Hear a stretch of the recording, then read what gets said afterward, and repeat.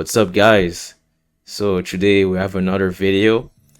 Last video was behind the ink with Nerda. Today it's behind the story with Mr. Dolapo. He's the author of Children of Thread, and the artist of the manga is named Apeng or Apeng. No, Apeng. Apeng, yeah. Apeng. Okay, Apeng. So Dolapo's the author of Children of Thread, like I was saying. So quickly, would you like to give us a resume of the story, a synopsis, before we start? Well, introduce yourself Sure, yeah. also as well. Introductions as well. Yeah. Yes, my name is Dolapo Ajayi. I'm the author of Children of Thread. Children of Thread follows the Henson family, a family of magic weavers who were being blackmailed for a crime they committed 20 years or so prior to the events of this story. And as such, their blackmailers are having them commit even more crimes in order to maintain that secret. So they've got to balance their daily lives with their tasks that they're constantly tasked with, and then at the same time they're raising their son, their day jobs, all that good stuff. So it's got a really good like thriller kind of vibe to it. Yeah. Okay. Yeah. And I've read your work, and there seems to be a lot of main characters. That's the thing I've noticed. Like the first thing I've noticed, it's not focused on specifically on one character. That's something I like as well.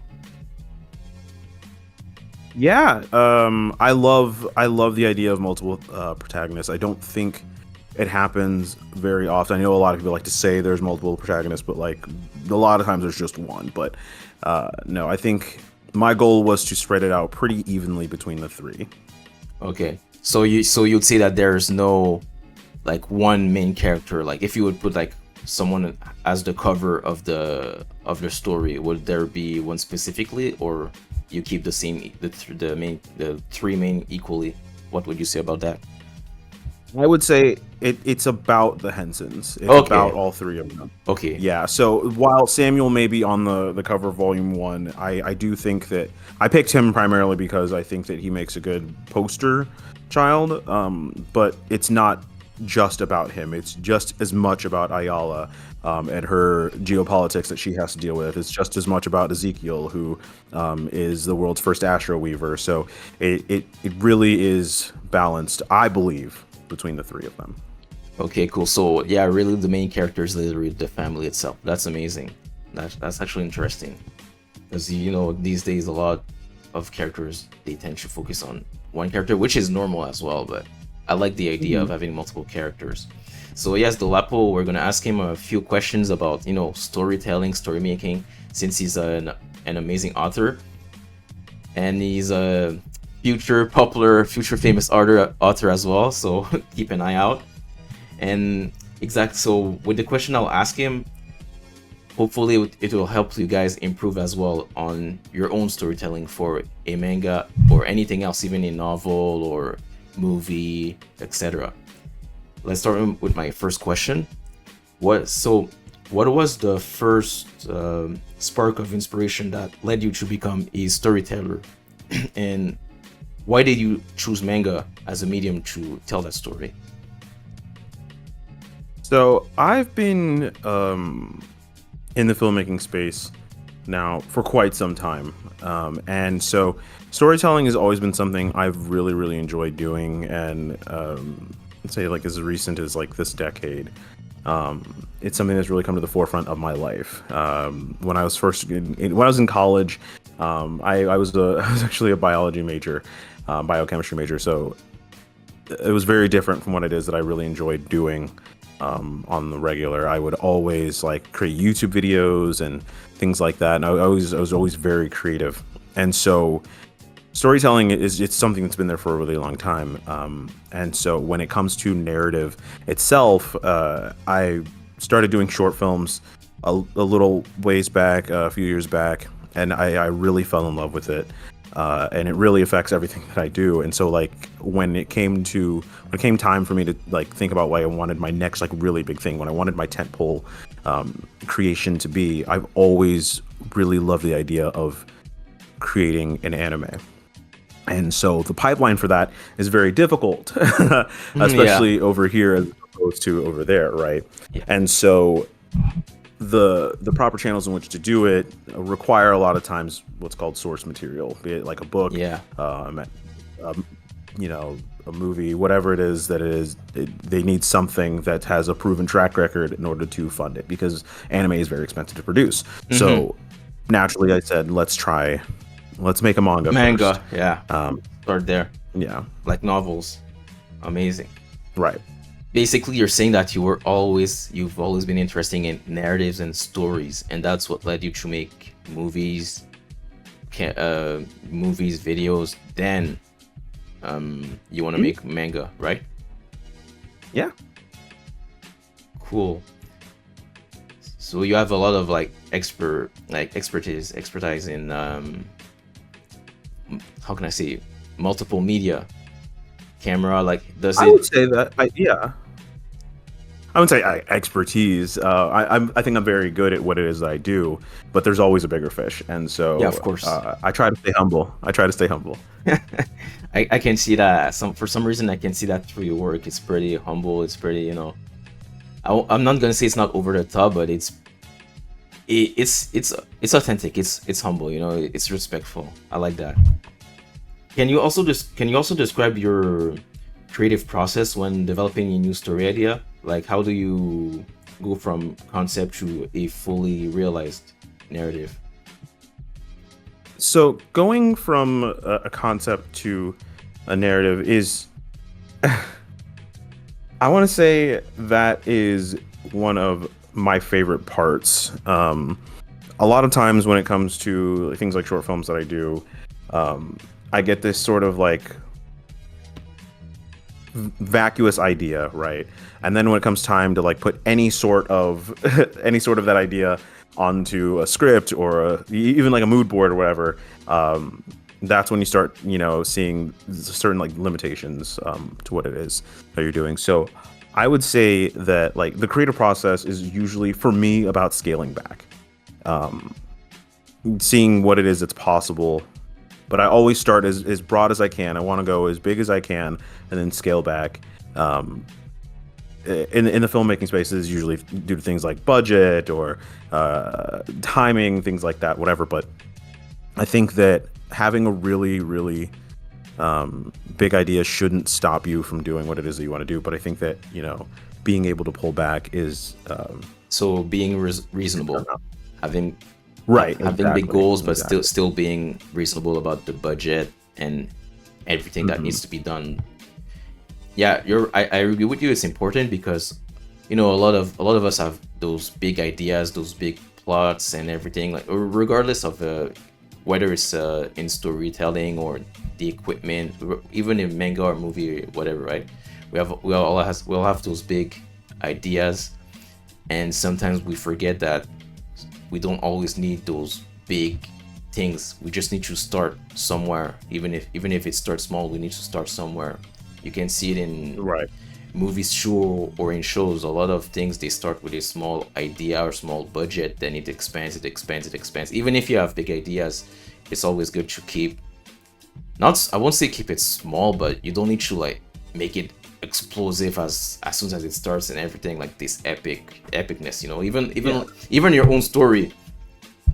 Let's take your first chapters, right? There's action, there's dialogue, there's a story, but it's not like bombastic or it's this huge world, it's those huge characters. No, it's taking its time. The characters, there's a progress. That's what I'm saying. You're not blowing everything on our faces. So I can see that reflected in your work. Basically, you're actually taking your time, and I like that. And talking about your manga, well, it's about your manga, it's about your story in your manga, but on the same lane, what themes or messages are most important for you in storytelling, like in your storytelling and your manga? Yeah. And in Children of Thread, I'm sorry? I was gonna say also, like, why do you feel like it would resonate with the reader? Okay, yeah. I think that sometimes when there is traditionally what we see a lot with popular manga and anime and films and the like that come over here from the East is Mainstream? You mean mainstream media? Yeah, it's well, and see, mainstream to me, I don't know, I don't love that word because I think that I feel you. I feel I you. think that yeah, it's tough with what that means because what we consider to be mainstream, It's so broad, right? it changes. Yeah, It's so broad. I agree. Everyone thinks it means something else, right? Mm-hmm. So I think that a lot of it, to me, the themes that I really, really want to communicate to my readers have a lot to do with family, and then it's like destiny in a way, right? And how the nature of like how people come in and out of your life and what it all means at the end of the day, right? Yeah. Family is something I don't see a ton. Especially these days. It's there. Yeah, It used to. And I want. You want? No, I just want people to really resonate with these characters, but how it is that they communicate and interact with each other. I believe that it's possible to tell a really emotionally and action-driven story and still have the parents be alive. I don't Yeah, okay, I see your point. I see your Yeah, it's not an impossibility. I think that a lot of people I think, and Disney does it a lot too, the whole orphan aspect. I think that it's a way to garner sympathy for a character, make you want to root for a character without having to have them try or do anything from the word go to have you root for them. So I think that in having the theme center around family, I think that is doing something just a little different. And I see it a little bit more now.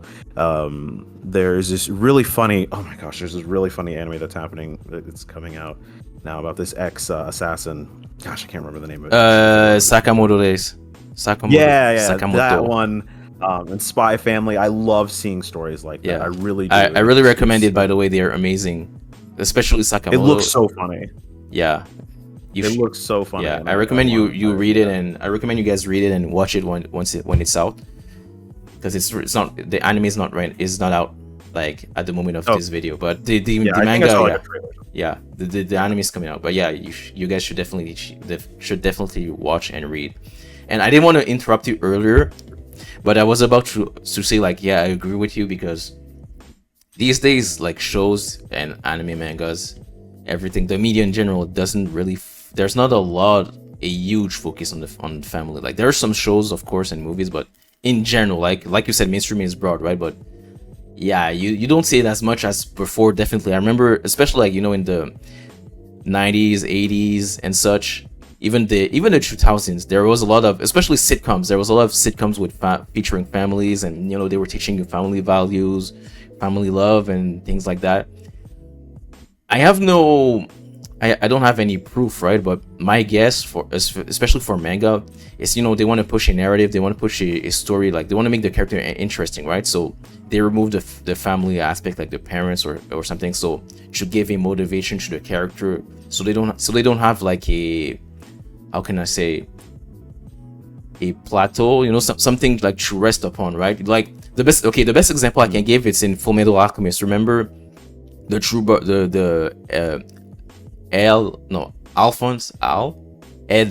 and Alphonse. Ed and Al, right? When they left their city, they burned their house down. And that's how I say with them removing families. It's like there's no going back, there's no like resting place. There's no like, if we fail, we can count on our family. We can count on, like, the same way the True Brothers burned down their house, in the way, like, there's no going back, like we're going all the way through it. That's how I feel about like them removing families. They don't want to put that, they don't want people like, so they don't want people to chill, right? They want them to keep going and advancing and progressing. So that's probably why in my opinion, they remove families. Like I said, I have no proof, but it's cool that that's your story. There's a challenge, the family's here, but there's also, it doesn't remove the mystery, it doesn't remove the problems, it doesn't remove the suspense. So I really like that. My next question was about your characters actually and your inspiration. So where do you draw inspiration from your characters, and how do you balance their personal development with the overall plot? So I would say one of my favorite um, character like interaction types is always like the goofy one and the stoic one. I love those character types. It's I don't know. I think it goes back to like a lot of like buddy cop stuff I would watch when I was younger, and you'd always have like the grizzled, cop, and then the one who's the goofy one, kind of like a Men in Black situation, right? I love that dynamic, and so I really wanted to insert that into what it is that into the primary cast. And so we've got Samuel, who is just a relentless optimist, just an absolutely unabashed optimist. And while Ayala isn't necessarily a pessimist, she isn't by any means. Her upbringing left her very, let's say, uh, very reluctant to Yeah. show and display emotion, I, right? I'll And so, yeah. I'll be honest. yeah, I can feel the emotional distance when I read her lines and I see her behavior. I can feel it, but I can also feel that she's not like necessarily cold-hearted either, which is good. right, It's a good balance, right. but you can feel both Yeah, sides. I think a lot of people confuse a lack of displaying emotion for not having emotion, and that's not the same thing. Ayala to me is so very important a character to all of this because I say something like checks a lot of Samuel's optimism. Brings it back into reality, right? A lot of us need that. No one likes a yes man at the end of the day when you need something actual, like when you need real, honest feedback. Yes men are not good for anything, right? And so it's just true. I agree. I agree. Destructive. It's destructive, and so I Yeah. think that having those two be able to balance each other, and having those days where Ayala is feeling more cynical than others and feeling down about things, to have Samuel to kind of sort of pick them up because she needs it. They really do need each other, especially due to their circumstance and how they're being blackmailed, and the emotional toll and mental toll that it's taking on both of them.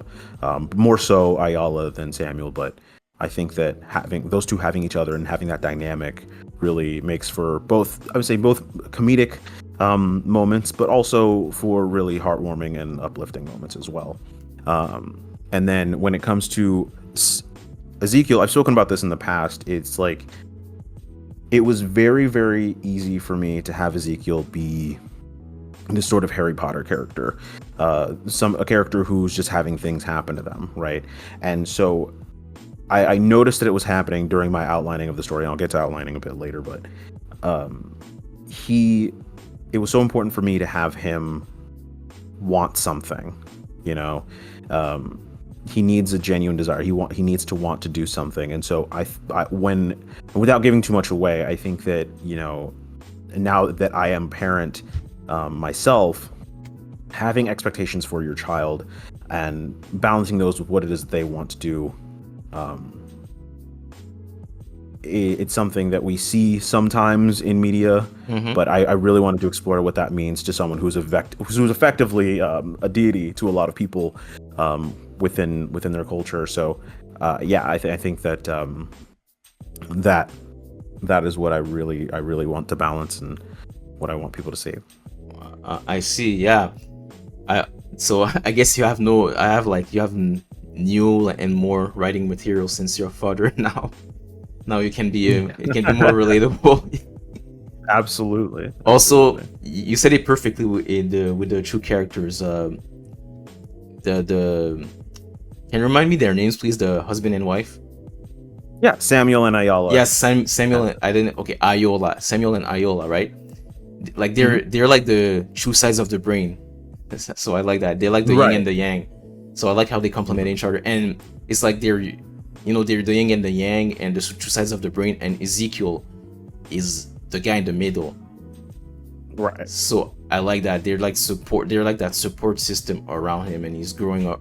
you hopefully, I don't know where it's gonna go, but he's going hopefully around like those, building his strength, his own strength based on these two like biggest like strength, right? So I like to see that. I also had a question about the storyline. So when you build your your characters, your world, the abilities behind it, do you start with a specific storyline of characters first, and how do you build the other elements around that foundation? Yeah, so with me, I always when it goes back to the concept stage, I always do storyline first and then characters later. I think that it does so much more for me when it comes to planning, to have a general idea of what it is I want before I even nail down the character types and motivations or anything like that. I want to know what's going to happen A, B, C, and D in the points in the story. Okay, I see. And how do you approach for world building in your stories? Like, do you focus more on creating a rich setting, or do you let the characters shape the world around it? Because you said that you start with the world setting, right? So Yeah, I do storyline first. Yeah. yeah, okay, okay. So you do storyline first. Does it include like you do a story, then you do the world setting, or you do the world setting, then you include the story in it, then you include the characters in it? Like, in which order do you proceed usually?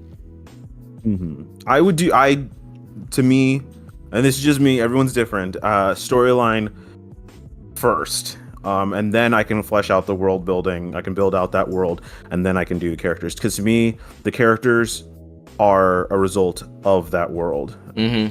Yeah. Unless they're literally the ones shaping it, like that's the only way it makes sense to me and how it is that I formulate my stories. And when it comes to fantasy, especially, I do not believe that it should be an after the fact sort of thing. I think that when it comes to fantasy and sci-fi, those two genres specifically, I think it does a lot for your story to world build properly first. And there's so many world building Bible making things out there. If anyone ever has questions, you can always DM me about it. I have a great resource for world building, because being able to have a world building Bible and being able to go back to that and refer to it means that later on, if you're ever doing a panel, if like things go really, really well for you, you're ever doing a panel and someone asks you about your world and you don't know, it's a really bad look. So you should right. You should be an expert on your own world, and having that and having a system to go back to and reference when it is that you're writing things is always a really good idea, because then you don't have to worry about things like retcons. You can always explain what the decisions that you make and the like. So the more planning you do ahead of time with your world building, I think the better your characters and your storyline go later on. Just because you fully understand how it is your world works and how it is your characters would react in said world. Yeah, I agree. And it also helps with consistency, if you're able to make your world make sense without before the questions are asked. Because if they start asking questions, you actually, the good thing is, like, if they ask you questions, you should always have like an answer, some sort of answer. Even if they come with a question and you don't know what your answer, you should always like be able to think quick on your feet, because you know your world, so you can come up with, oh well, this and that. So it's always good to have a lot of things prepared. Even also, one important thing that I noticed, it's important to know like even the small details of your world, like even things that don't matter, because it might matter later on. You might make it matter later on, or it might be an element, like someone asks you a question and you don't know what to answer. So it's also good to ask yourself those questions, like what kind of question, when you build a world, like what kind of question people would ask me if I do this, or if I present them this, like. So it's always good to put yourself in the shoes of the other person, or even just look at maybe fantasies or sci-fi that you are consuming, and the kind of questions you're asking yourself, answer to them in your own work. Right. By the way, what's oh yes. Yeah, I was gonna ask, what are the books, because you said you have some reference. Is there any name you can cite right now? Just a few references. Oh my goodness, I don't, she's a fantastic. She has like a ton of resources online. Oh, gosh, her name is escaping me, but I have the download, and she offers a free one too. Or maybe you can just give her a name and people will search her up.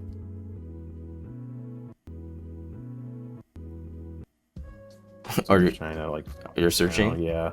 Okay. Yeah, I did it when I was going through my social media planning. Okay.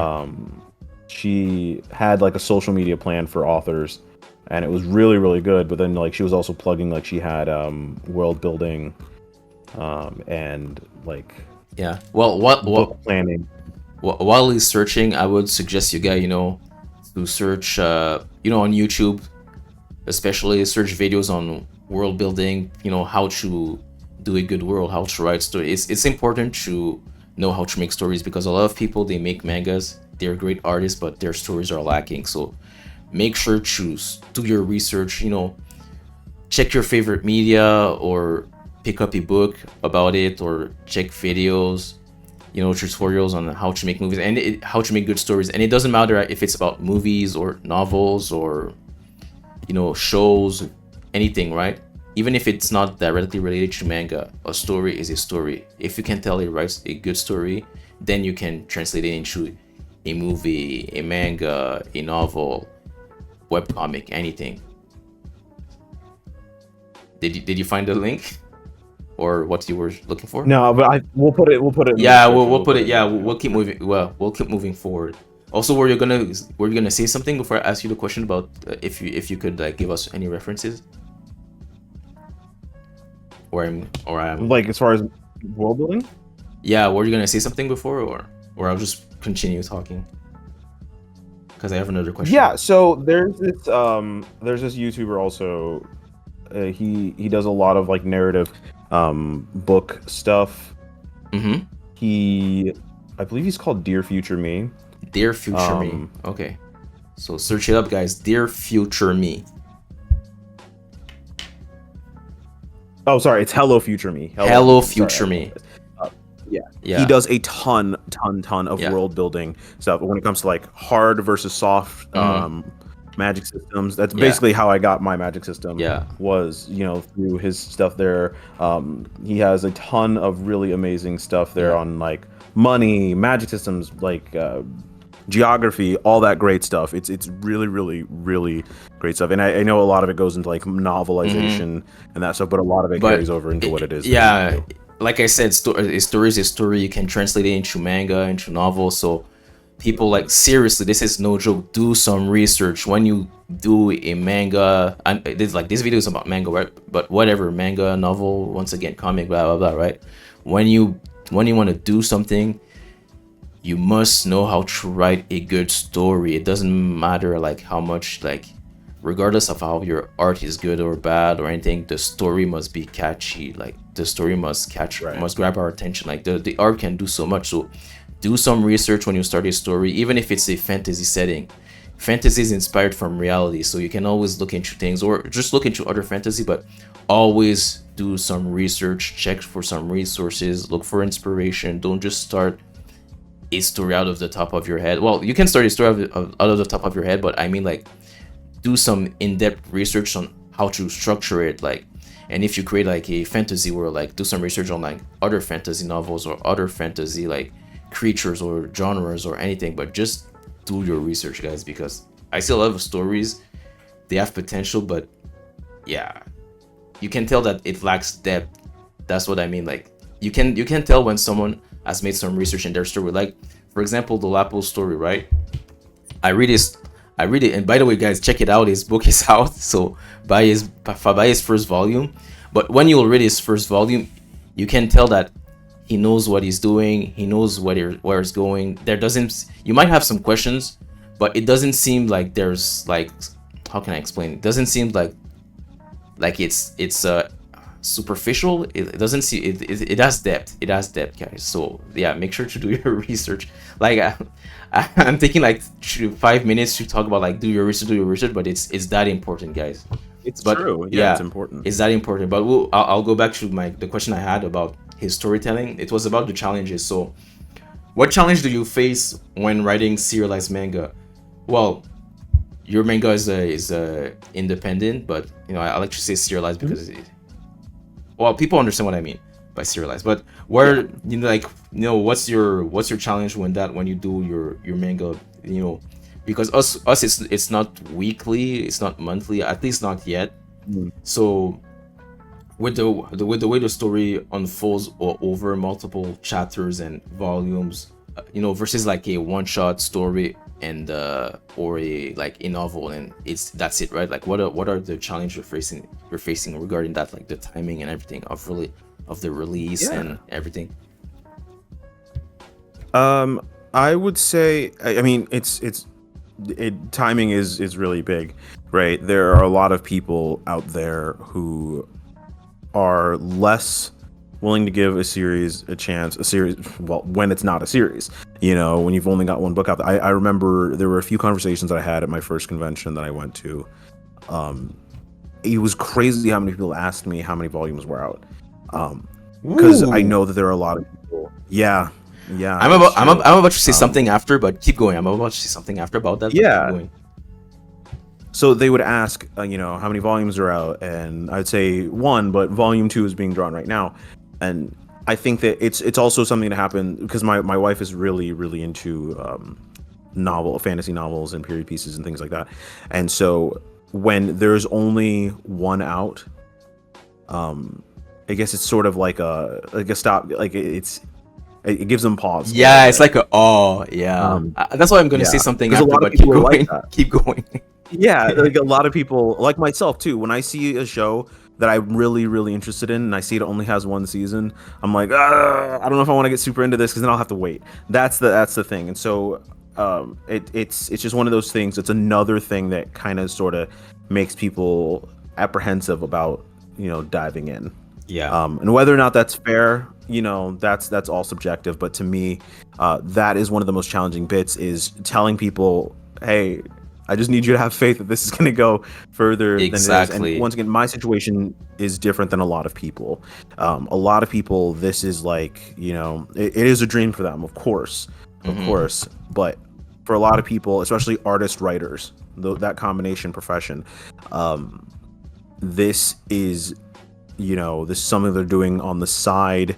This is a passion project of theirs, and when they have time, when in their day job, this is what they can focus their attention on. And so it may take longer, it may go faster than what it is that I'm able to produce, but I will say that because I have a day job that I love, I have a career that I genuinely love, it lets me do crazy things that I otherwise wouldn't be able to do, and it also helps me fund this project that I'm doing now. Once again, something that I genuinely love. I love Children of Thread and I love writing.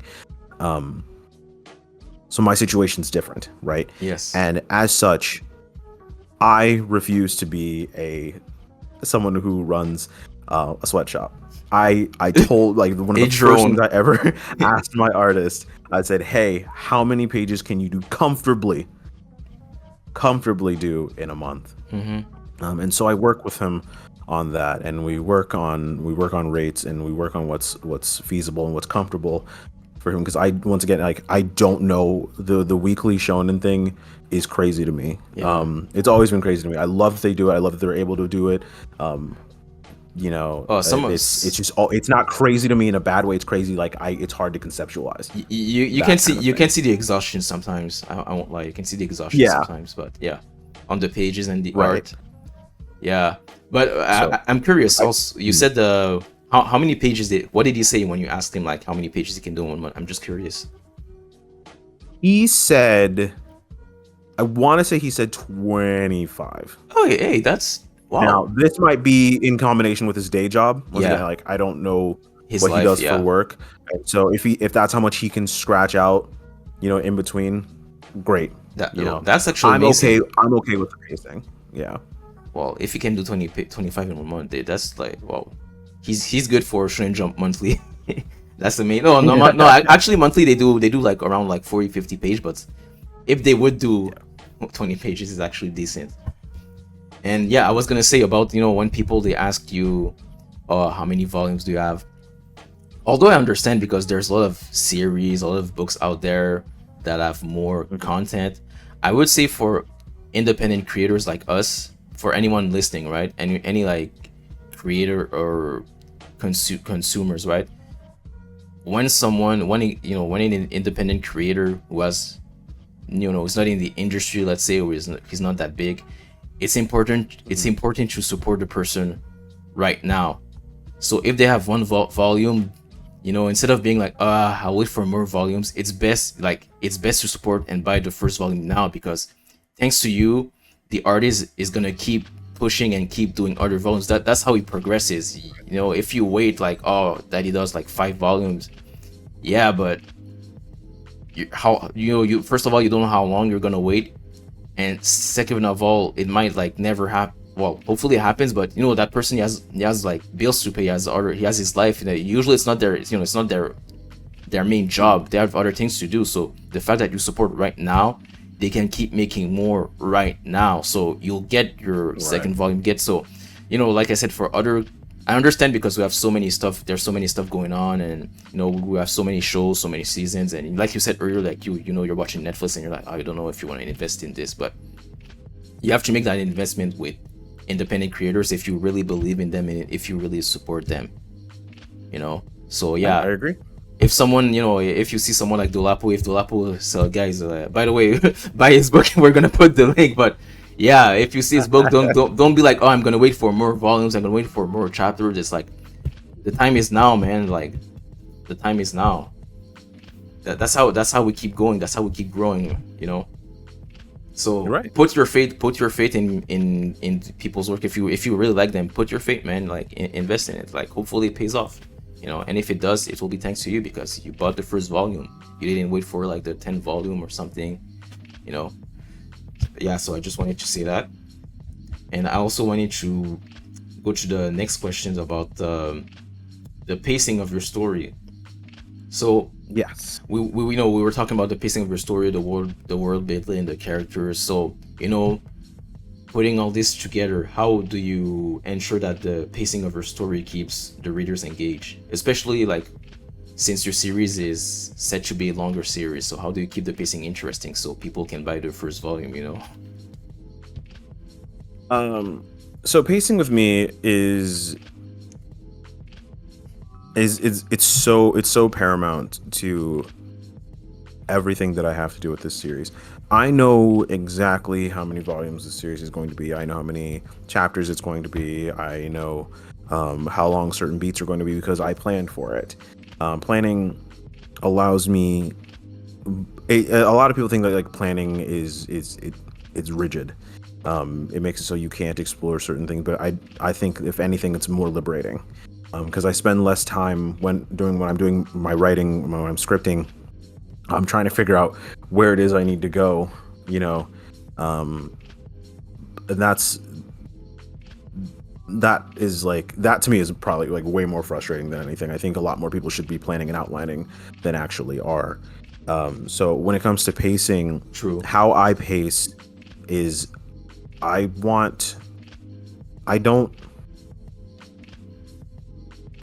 it's tough because like I want people to feel as though the story is progressing, but I also don't want them to finish the story and wonder, why they never got attached to anybody.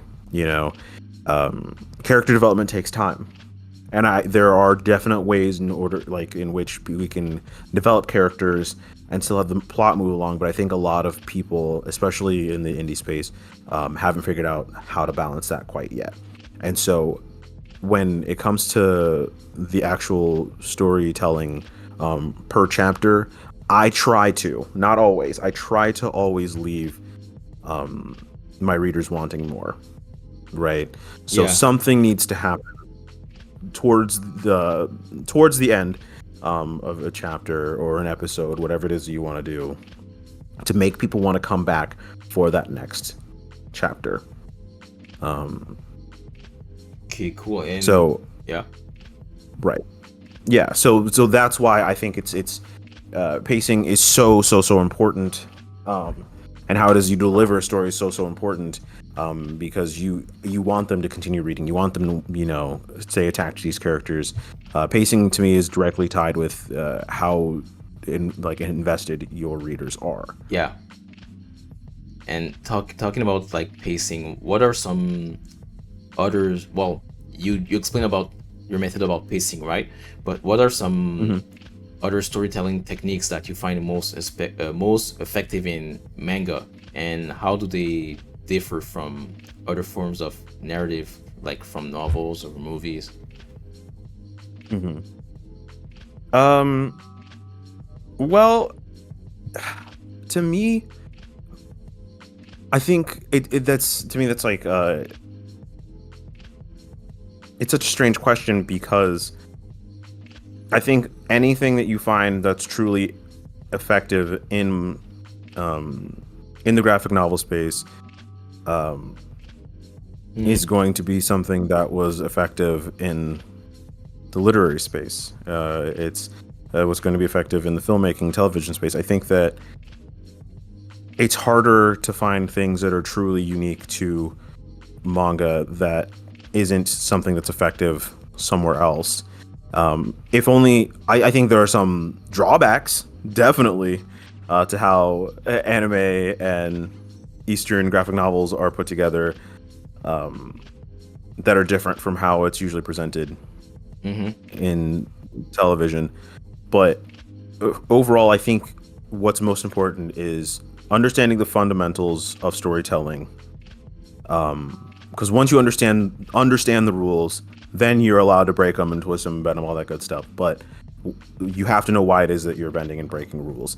And so when it comes to storytelling techniques and how stories are presented, I haven't seen something in this space that I don't think would work in others, and vice versa. I think that storytelling is, I say, pretty universal. Yeah. With exception to internal monologue. That's like, that will always be my. I'm the biggest hater of internal dialogue. I know, but So it's pretty much like we were saying earlier, if you have a good story, you can pretty much do anything. That doesn't matter of the medium, pretty much. Is that right. And I think that's the thing that gets lost a lot of times in live adaptations. It's like they're trying, a lot of times when we saw it early in the earlier years, in the earlier attempts, is that they're trying to turn something that was loved for a reason into something. They're trying to appeal to a different audience than what would originally have liked it. And I think what they found now, what works better, is if you're going to live action adapt something, it makes more sense to speak to the sensibilities of the people who already liked the original, right? So it's a difference between One Piece, the live action One Piece, and the live action Dragon Ball. See what I mean? Yeah.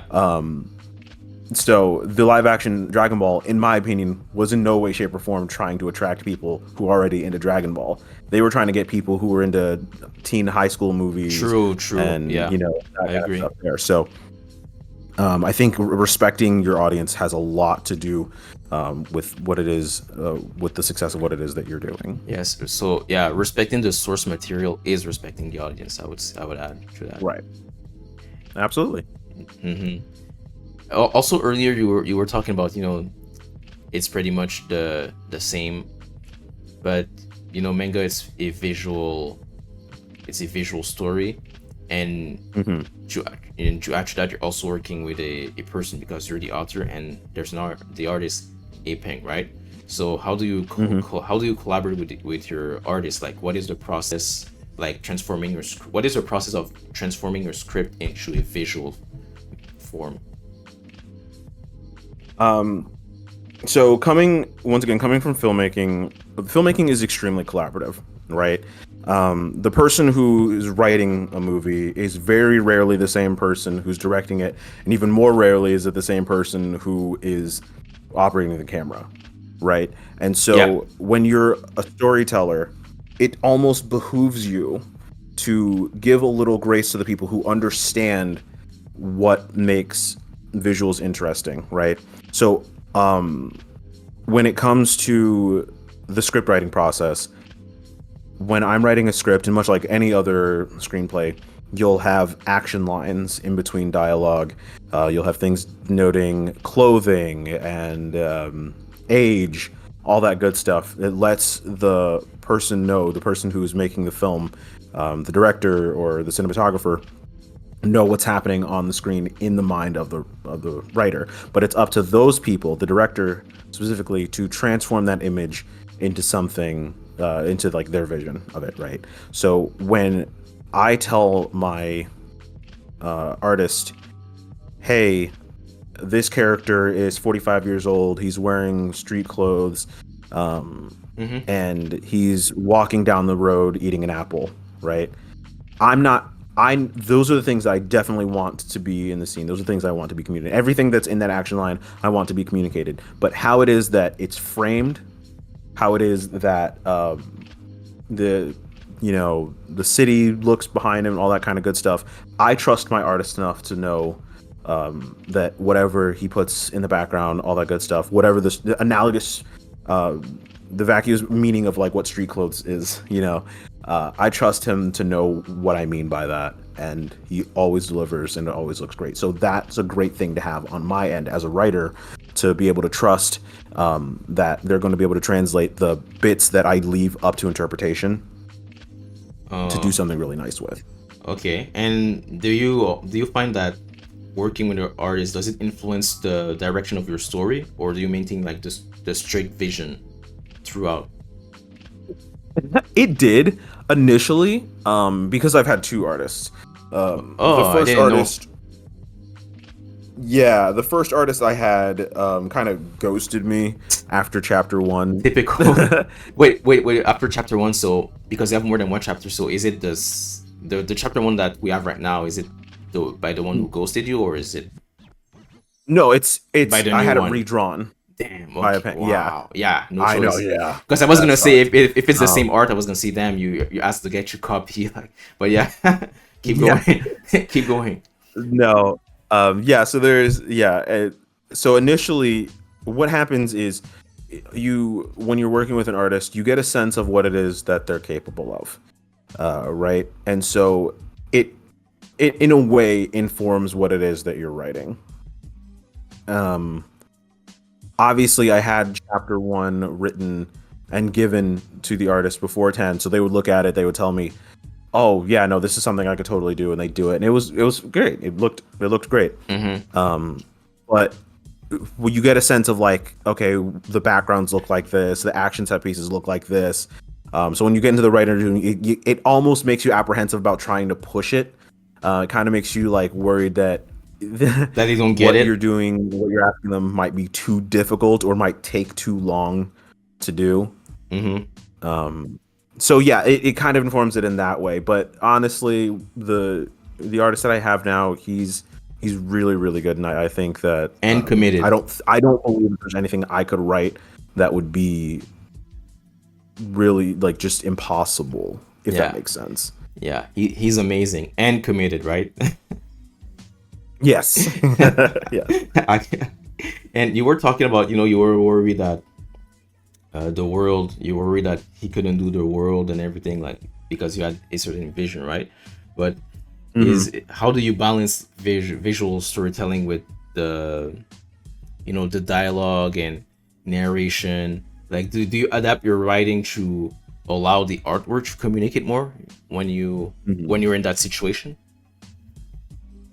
So to me, this goes back to how it is that I first planned Children of Thread to flow, right? I've always thought that for the story that I wanted to tell with Children of Thread, I wanted it to be a nice middle ground for people who were experienced graphic novel readers and also people who are coming from television and the like, just to would say the best way to describe it is to not overwhelm them, Not if that makes overwhelmed. sense. Okay. Sometimes when I read manga, and especially indie, it's just walls of text, right? And so Oh my sometimes, god, I know. yeah, Yeah, yeah, I know, it's I a know. lot of times it reads to me as someone who's struggling to um like properly communicate what it is that they're like. They're it almost seems like they're trying to go too fast. Yeah, Like a lot of times it's like a wall of text denoting world yeah, building, all of this stuff super yeah. inorganically.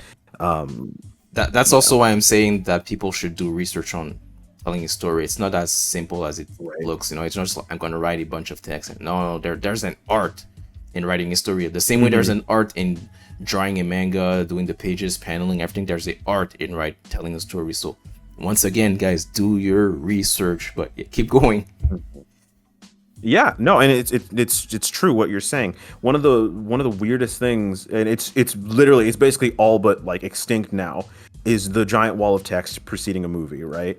We used to see it a lot more in the past where they were trying to explain world building, because it usually came from like source materials of like books and stuff like that that had like so much lore behind it. So they were like, hey, let's try and give them 2 paragraphs to read before the movie even starts. That's how a lot of times it Yeah, you're feels to me. right. You're right. Yeah. Now that you Yeah, mention so it, yeah.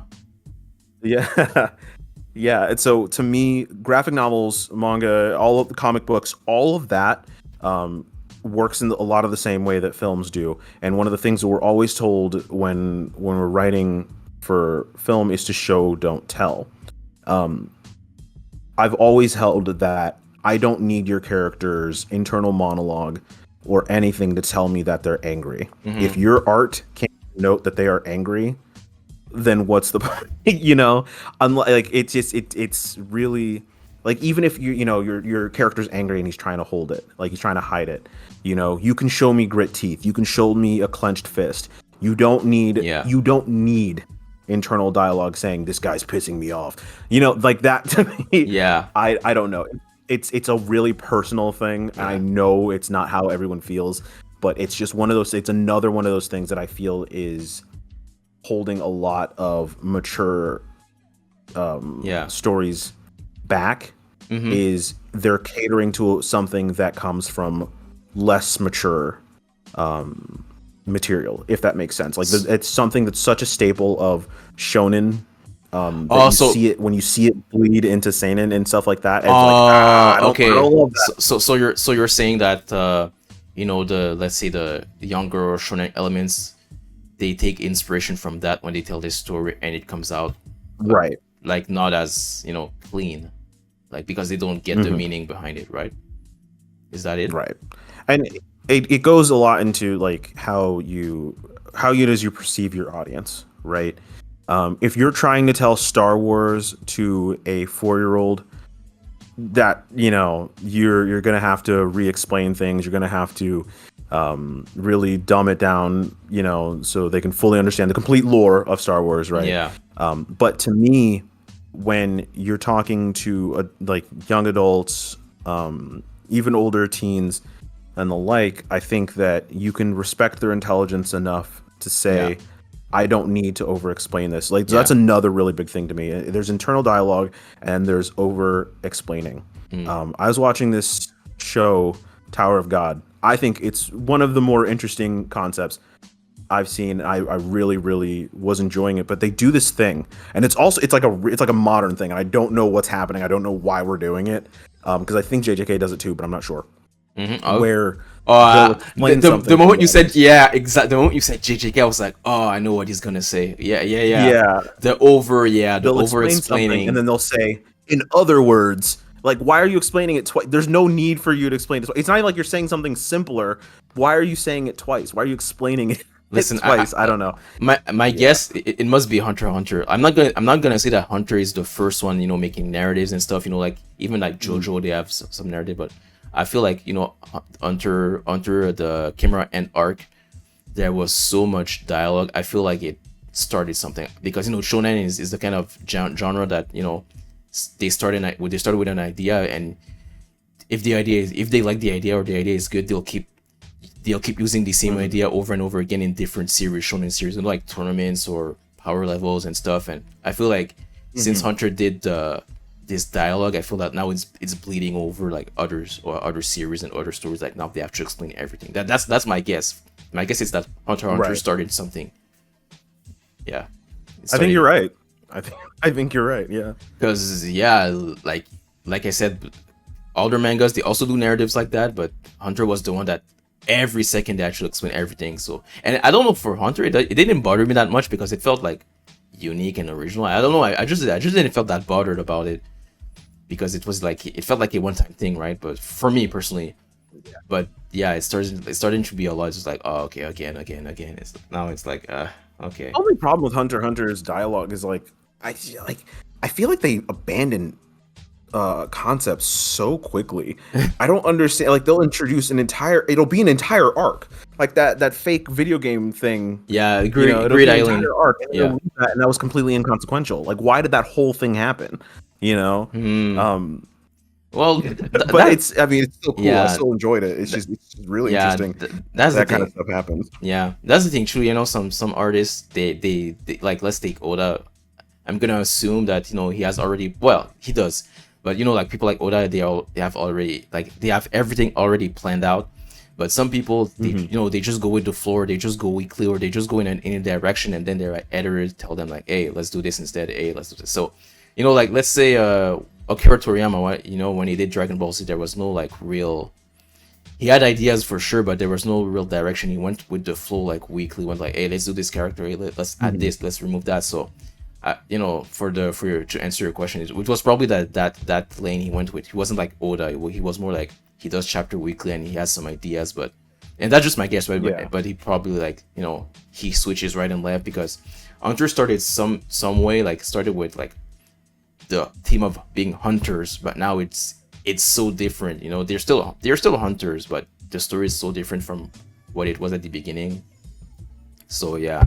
And you were talking about internal dialogue. Personally, I don't really mind internal dialogue if it's interesting. Of course, don't overdo it with the over explanation. But I usually like internal dialogue. I find it interesting. And you were also talking about. I feel like it's a good tale. I feel like it's not doing too much. But what is your opinion about? Because that's something I've heard like a lot recently, that people saying show don't tell, like the concept of show don't tell is overrated.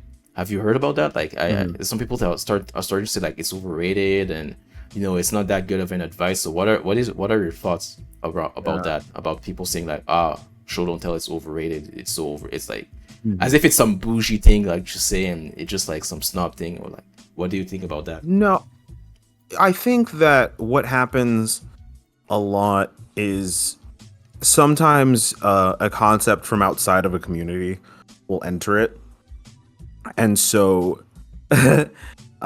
people are naturally going to be very standoffish about that concept, right? Yeah. Show don't tell has existed for decades. It is a staple in how screenwriting is done, right? But that's the crazy thing to me. It's like there are so many graphic novels, comics, manga that exist that understand that fundamentally understand that we want to be shown a story, shown emotions, shown all this stuff, instead of having it spoon-fed to us. But that's the thing, is like when it's done naturally, when it's done in a really, really intentional way, you don't notice it. Yeah. The subtleties and how tones are communicated and things like that. It's not something that the average person is going to sit there and be like, oh my gosh, I can't believe, like when he threw that glass across the room to express his frustration. Like that action is much more impactful to any person than ever being like, I'm angry is going to be. Exactly. Yeah. I think it's those moments that are going to stick with you a lot longer than being spoon-fed everything. And I think that when people say things like show don't tell, it's just terminology for something that's existed for a long time. But because it's new, relatively new to a certain space of writers, there's going to be it's not even backlash. I think it's more apprehension about what it could mean. Sometimes people are I think just people sometimes are just scared of the idea that something that they like, that they take rather lightly, is being taken seriously. Yeah. If that makes sense. They take it too literally. I think that people don't like. Yeah, it's like that whole.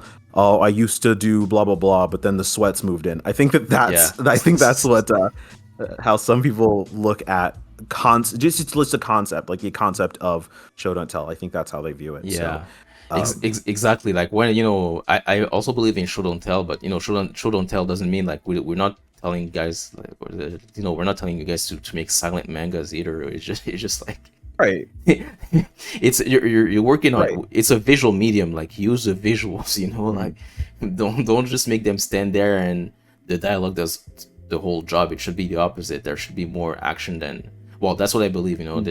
There should be a little Right. more action than there's dialogue. I don't mind the block of text, but it has to be relevant text. It cannot be just a chunk of text just to like compensate or as a crutch because you didn't want to draw it or you could have drawn it instead. Right. And there are fantastic films and on television that exist where characters narrate.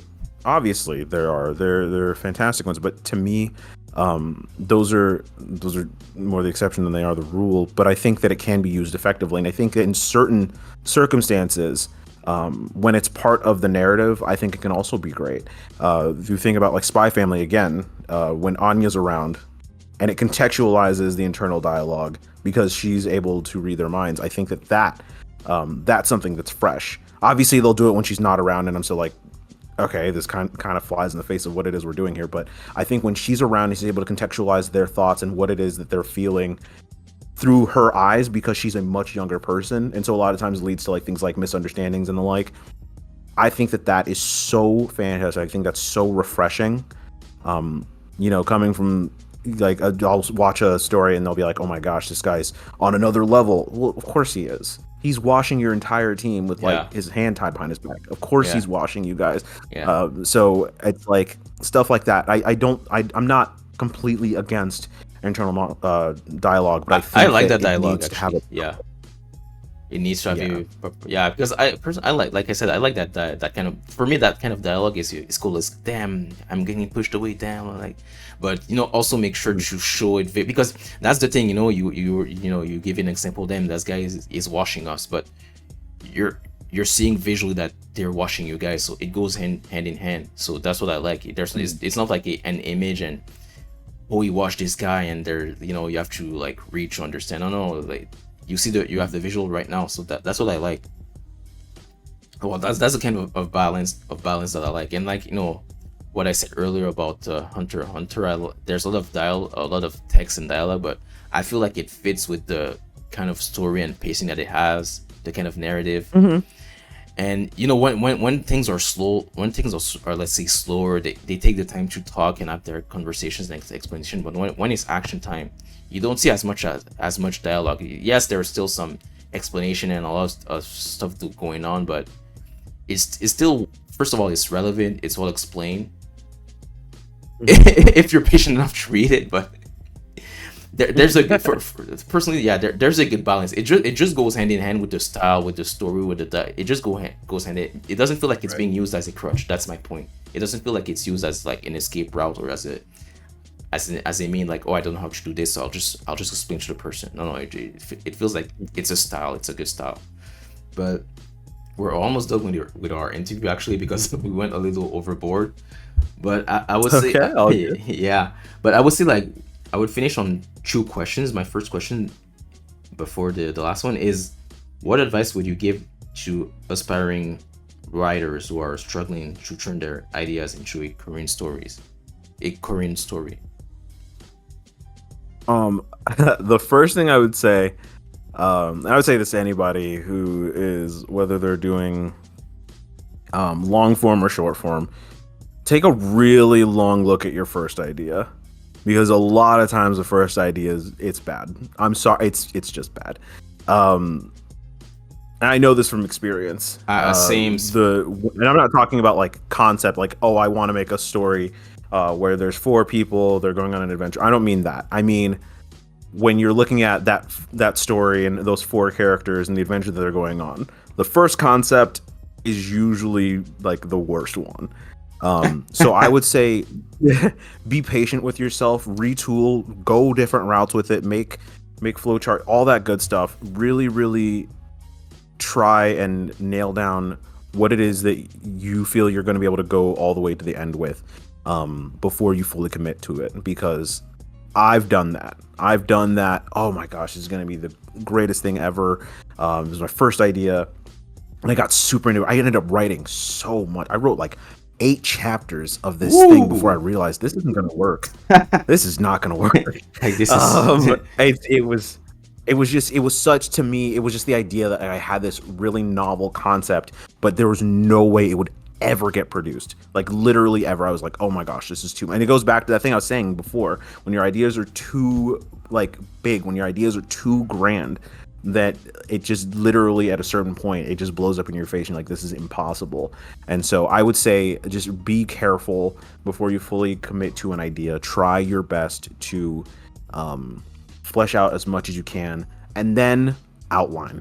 Yeah. Just outline, because it helps with your pacing and it lets you know where your story is going to go. And even if you don't say, like for example, if point A is there at their house and point B is there at the store, okay, make sure you have that down in your outline. They like, character A is going to the store, character A arrives at the store, character C leaves the store. Character A leaves the store, whatever. Exactly. That outline there, at the very least, is what you need for everything in your story. Because what's going to happen is when you go to write your story, you're going to run into pacing problems. You're going to be like, oh my gosh, I don't know where I'm going with this character. Oh, well, if I look at my outline, I know that character A goes to the store in this chapter. Okay, so how does he get to the store? That's where you get to have fun. That's where you get to expand on it. Yeah, so it's good to always know ahead, kind of, as well. Yeah. And cool. I would also add, because you said about, people have these worlds and all that, building, make sure to start with chapter 1 as well, guys. Like, one step at a time. You don't have to. But I mean by that, start with chapter 1. What I mean is, start with a decent chapter 1 story. Even if you have a lot to tell, start with something decent at your first chapter. You don't have, and of course you don't have to dump everything. And no, just like, it's a world, right? So you have many chapters to tell the story. So you don't have to explain absolutely everything. Like, keep it essential. Keep the essential in chapter 1, and then chapter 2. Like one step at a time. One chapter at a time. And my final question for you: looking back on your journey as a writer, what is the most meaningful lesson you've learned, and what would be your ultimate tip for those beginning their own storytelling adventure? I know you gave advice earlier, but the most meaningful and the tip that goes with it. The most meaningful lesson I've learned, I think that okay, I think it also goes hand in hand with everything that I've learned in filmmaking as well. And I say this because it goes along, and it's just such a hard lesson for a lot of people to learn, especially people who are just getting started. If you make something for everyone, you are making something for no one. Okay. I think it's very, very, I think like having a broad reaching story, whatever it is fine. But when you try to appeal to everyone, trust me, you're just going to end up failing. So I think it's very, very good to make something that you would love, right? Something that you would enjoy seeing, something that you and people who are like you would enjoy experiencing.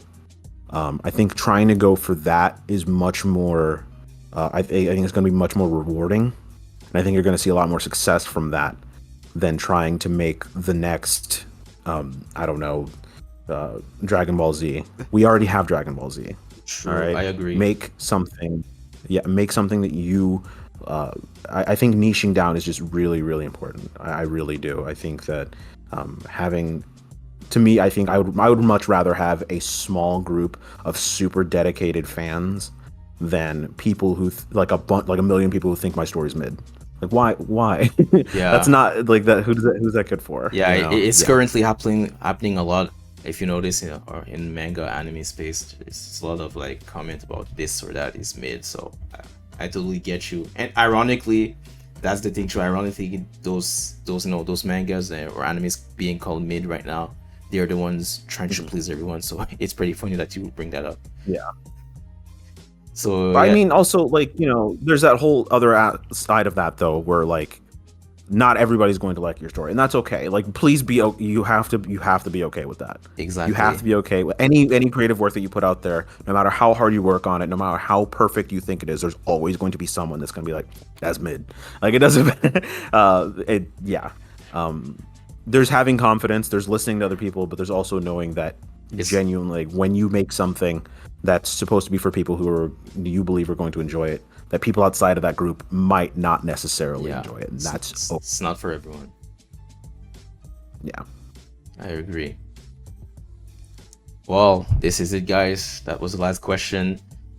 I was with Dolapo for his manga Children of Thread. We're gonna leave a link, but his first volume is already out. Make sure to support now. Don't wait for the third, second, whatever 50th volume. Like, you can support right now, so he can keep making more volumes, so he can pay his artist Apeng, so he can make keep making those 25 pages a month. So make sure to support him. And it was the host Amai Kobashi, talking with Dolapo. I'm the author of Excelsior, Warriors of the Universe. So this volume is also out. So make sure to support volume 1 as well. We'll leave the links. And me and Dolapo were also part of the Manga Book magazine. So at the time of this video, the magazine is up for pre-orders. So I'll also drop the link in the description. So make sure to check the magazine. So there are 8 manga series and a few one-shots if you're interested in. There's also illustrations. There's the color version and black and white version. I'll let you guys check it out. It's a very beautiful, and it's an amazing project. You'll love the quality of it. So is there any words you want to say before we go, Dolapo, Mr. Dolapo? Yeah, make sure you follow all of, like, everybody. Like, we all have so much going on, it's constant updates. So make sure you follow him, follow me, follow all the artists who are involved in Manga Punk. It's an incredible group. It really is, and I think that you're going to be really interested to see where everybody goes with it. Yes, I totally agree. It's incredible. I know that we might be biased because we're working on it, but no, we're actually impressed with ourselves. So stay tuned for the. It was good having you, and stay tuned for the next video, guys. Thank you very much. Peace. Peace.